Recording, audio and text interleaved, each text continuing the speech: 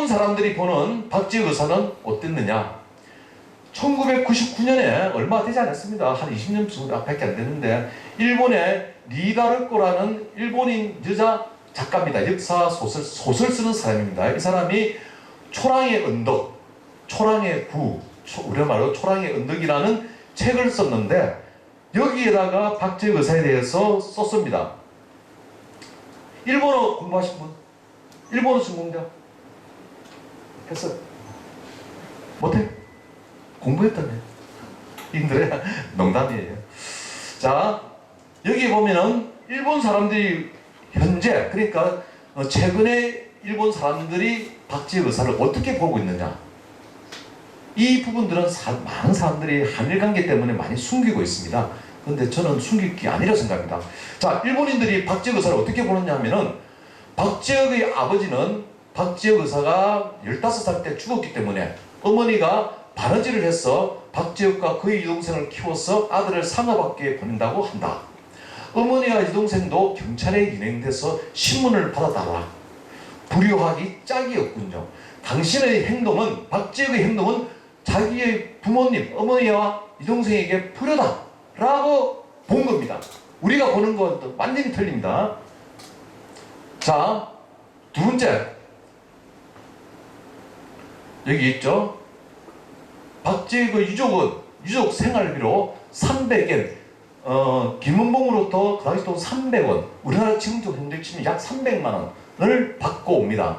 그래서 300엔을 받고 범행을 저지르는 것으로 알려졌다. 그래서 그 신문의 제목에는 뭐라고 되어 있냐면은 단돈 300엔에 눈이 휘둥그레져 목숨을 건 제주를 연기한 부산의 폭탄범 박지혁이라고 적혀있다. 옥중에서 모녀를 양육해야 할 몸으로 쏘임수에 빠져 범행을 저지르는 것을 뉘우치고 회개의 눈물을 흘리고 있다. 이게 바로 팩션입니다. 일본 사람이 쓰는 역사소설은 이렇게밖에 쓸 수가 없잖아요.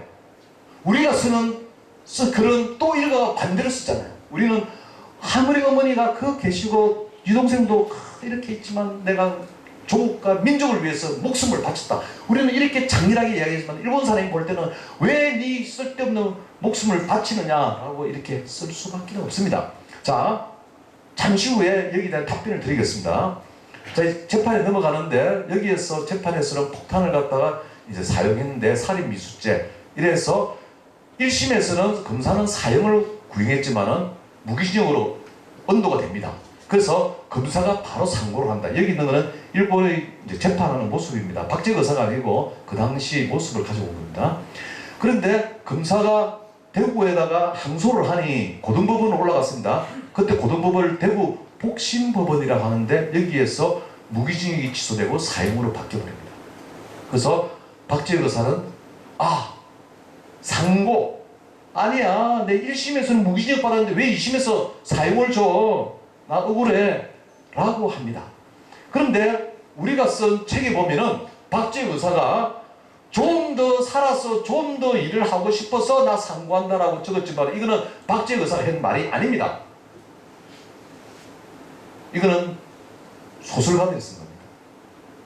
박지혁 의사가 이 말을 했다고 해서 이거 들을 사람도 없고 뭔가 상고를 했다면 뭔가 그럴듯하게 말을 지어내는데 안 나오니까 좀 더 살아서 좀 더 일을 하고 싶어서 이거는 너무 목숨을 구걸하는 겁니다. 그래서 상고를 하려면 그 당시에 또 변호사를 사야 되고 소송비를 내야 되고 엄청난 비용이 들어갑니다. 박지혁 의사가 한 게 아니고 왜냐? 가난했기 때문에. 제가 볼 때는 오정이라든지 최천택이라든지 주변에 친구들이 돈을 모아가지고 한 겁니다. 그래서 이 친구들이 바람이 친구야 니 죽지 말고 제발 좀 살아라. 니 무기징역 받았으니까 사형 받지 말고 무기징역으로 우리가 만들어줄게 라고 했기 때문에 이렇게 좀 더 살아서 제발 좀 살아달라 하는 친구들의 간절한 바람을 글로 쓴 게 이거라고 생각합니다. 이해가 되십니까? 이게 팩션입니다. 팩션. 자, 최종적으로 고등법원에 가서 사형을 당합니다. 고등법원은 경성고등법원인데 지금도 마찬가지로 대법원은 법률심의에서 제가 제대로 적용이 됐나 안 됐나를 보는 것이 다시 불러갖고 물어보는 게 아닙니다. 그러니까 상고한다는 것은 뭐 마지막 건데요. 자, 조선시부에 보면은 박재혁 사형 이렇게 알립니다. 그리고 많은 신문에도 알립니다.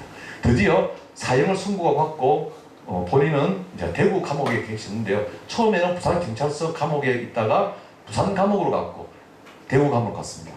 감옥이라는 것은 그 이후에 형무소라는 이름으로 바뀝니다. 자, 이게 부산 형무소, 대구 감옥의 사진입니다. 자, 여기서 순국의 반전이 옵니다. 순국의 반전이 오는데요. 자, 어떻게 돌아가셨느냐? 박지익은 병으로 돌아가셨다.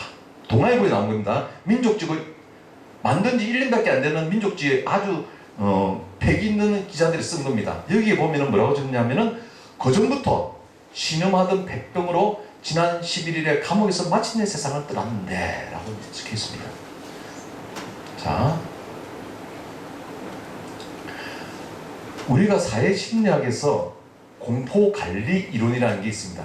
아까 말씀드렸던 사회심리학에서 뭘 이야기했죠? 집단 극화를 이야기했죠. 자, 이제는 공포관리 이론. 심리학을 공부하실 학생들은 이거 머릿속에 넣어놓으세요.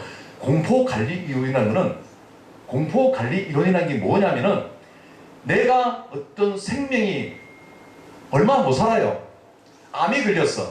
의사가 내보고 3개월 있으면 다 죽습니다.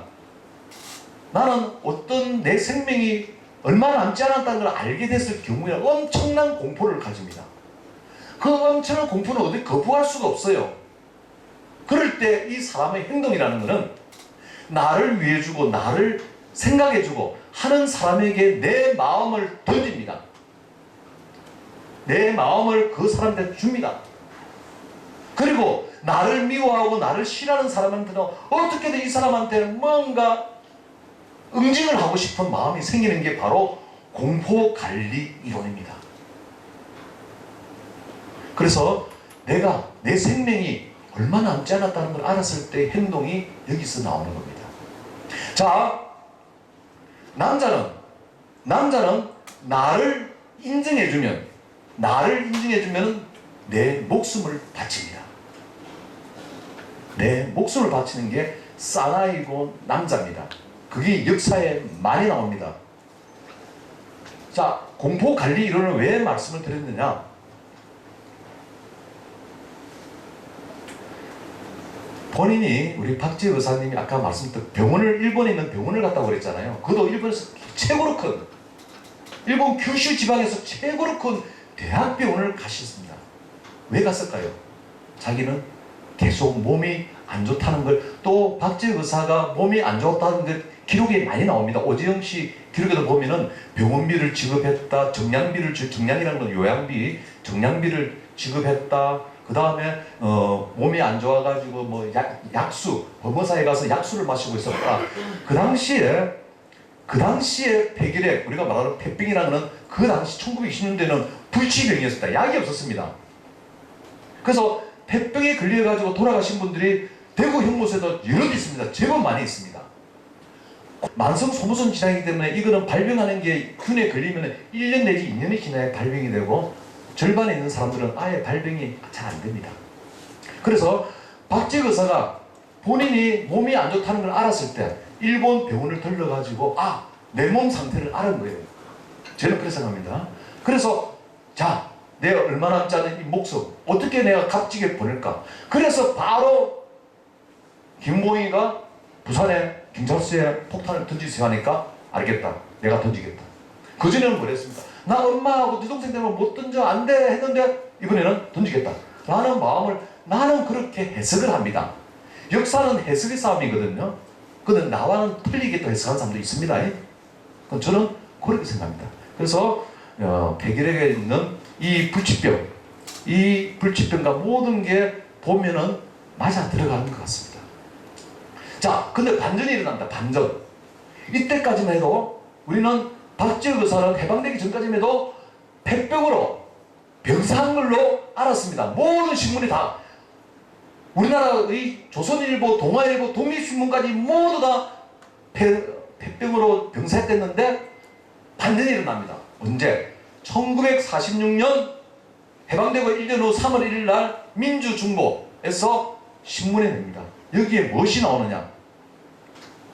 맨 밑부분에 나옵니다. 최후로 박지혁 군과 상민하였을 때 박지혁 군은 외놈,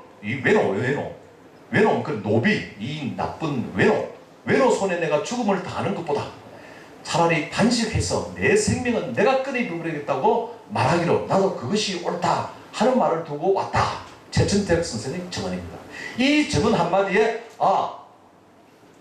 단식으로 돌아가시구나. 물론 폐병도 소모성 질환이니까 얼마나 몸에 있는 영양분들이 빠져나갑니까? 거기다가 먹지도 않으니까 더 빨리 돌아가시겠죠. 저는 여기서 단식을 했다는 데 대해서 과연 그 몸에서 영양분도 다 빠져나가니까 단식까지 했다는 것은 대단한 거죠. 단식. 여기서 반전이 나서 지금도 우리는 박지혁 의사를 이야 정말 대단한 사람이구나.